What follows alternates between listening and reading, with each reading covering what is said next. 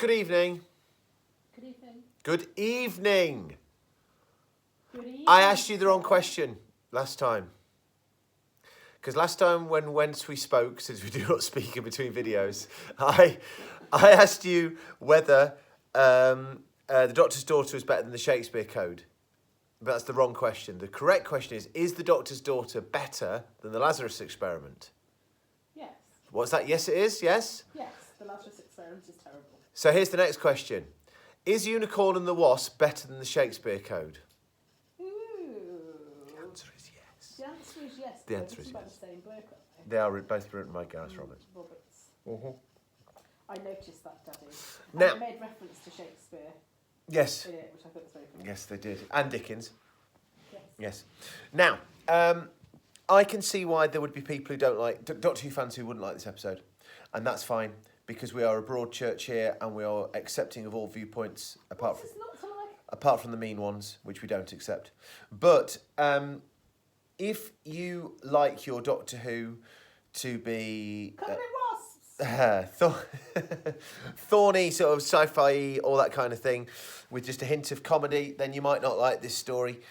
But this is as broad comedy as Doctor Who gets, isn't it? This is the Romans. I thought I cited that quite recently, haven't I? But this is, that version of Doctor Who which crops up occasionally. Baker had a bit of this in him. We did a bit of this in the very early days. And this is as silly, camp as Doctor Who gets. Well, perhaps not as camp as Doctor Who gets, because Doctor Who can get very camp sometimes. But it's certainly as silly as Doctor Who gets. And whilst I think there are some people of our parish that might not like this, I flipping love this. There's lots of church references there. Well, I'm fine with church references. Right. Yeah. So I think just the concept of a Agatha Christie mystery with Agatha Christie in is a fantastic idea. And I don't think you need the aliens. This is going to be a recurrent theme, I think, as we go through. I'm insistent that Doctor Who can do historical stories still. It just always feels like it has to have an alien in there. And I don't think you need it, but that's fine. I'll take it. If we were to be critical, the Wasp effect is all right. And It's not great. it's not great. And if we were to be critical, I think we would say that because this is broad comedy, bordering on a farce, some of the characters are drawn as stereotypes. They're a bit Faulty Towers-y, aren't they? Yeah, well, it's got. Is it Penelope Keith or Felicity Kendall? I've completely. My mind's just warped there. Felicity Kendall. But I'm sure I hadn't made that connection. Well, yeah. Ridiculously. but like some of the emotional complexity that you'd have in another Doctor Who story, like when the son gets killed, and for a brief moment, it's like okay, but whatever. And I'll tell you what doesn't help it, and it's very rare that you'll find me criticising, but I actually think Tennant plays it too comedy.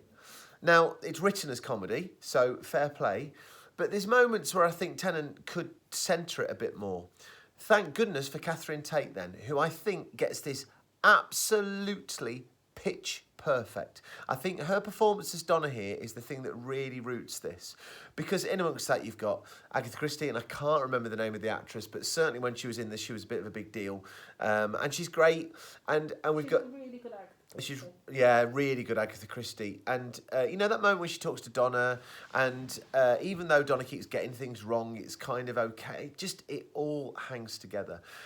We get we get Jago from the Talons of Weng Chiang, looking exactly like he did back with Tom Baker, which is absolutely adorable. We get, just so much good stuff here. And I know if you like your Doctor Who a bit more serious, you're not going to take to this.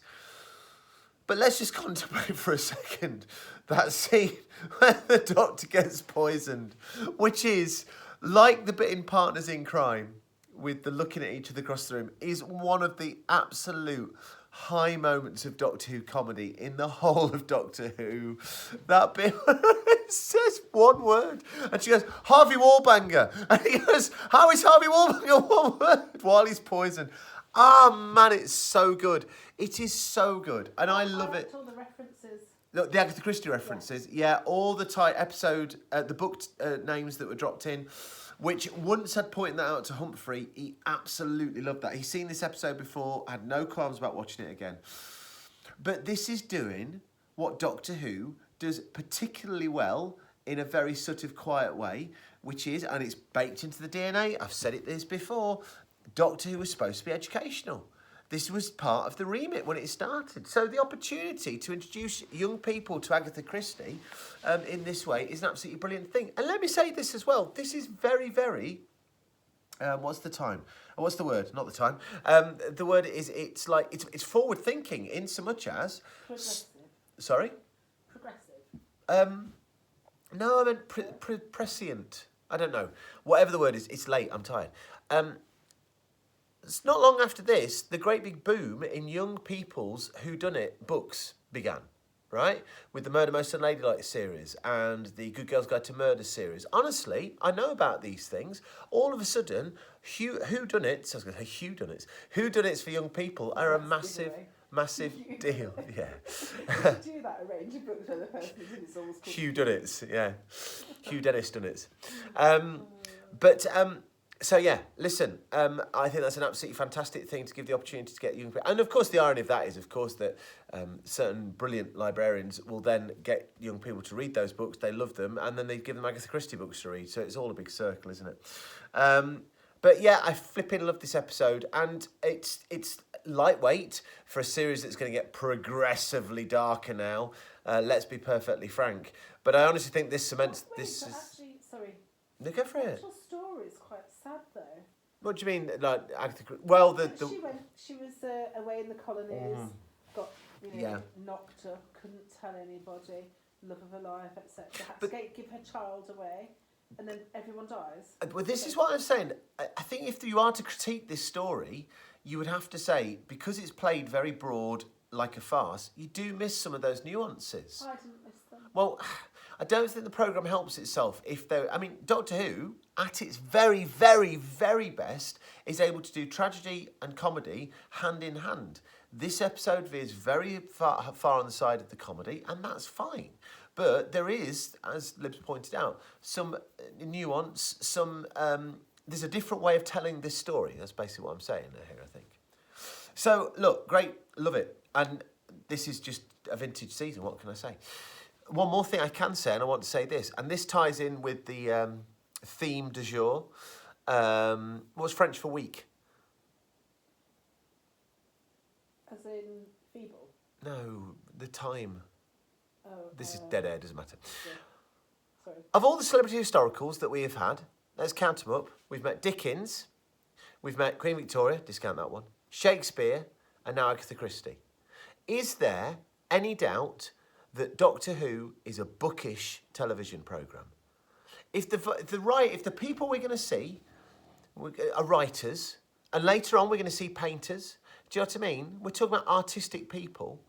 Please bear in mind, yes, we've met H.G. Wells in the past, okay? So the Sixth Doctor met H.G. Wells. We've done Stevenson. Did we meet Stevenson? Or Brunel? Can't remember.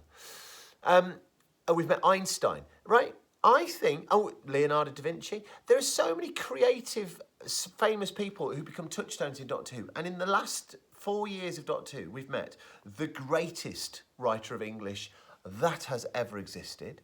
You got Charles Dickens, one of the foremost... J.K. Rowling? Don't you dare. Joke. Stop it. Charles Dickens, the foremost social realist writer of the 1800s, who I'm not mad keen on, but anyway, that's by the by. Agatha Christie, whose literary merits in this episode are discussed, but the impact she's had on popular culture is just insurmountable in terms of a writer in the last, apart from Conan Doyle perhaps, in the last 150 years. So I just think, if ever, my argument that a couple of videos ago about the Target books, about the fact that in Doctor Who, you invariably end up being a reader. I genuinely believe that, because it's a programme that celebrates intelligence. It's a programme that celebrates thoughtfulness. It's a programme that celebrates the opportunity to expand your own horizons. And there is nothing better than a book to do that with. Oh my God, as Jim Ross would say, crossing the streams here. Anyway, fantastic story. Fantastic story. That's all there is to say. Anything else to say? No, loved it. Loved it. Bye.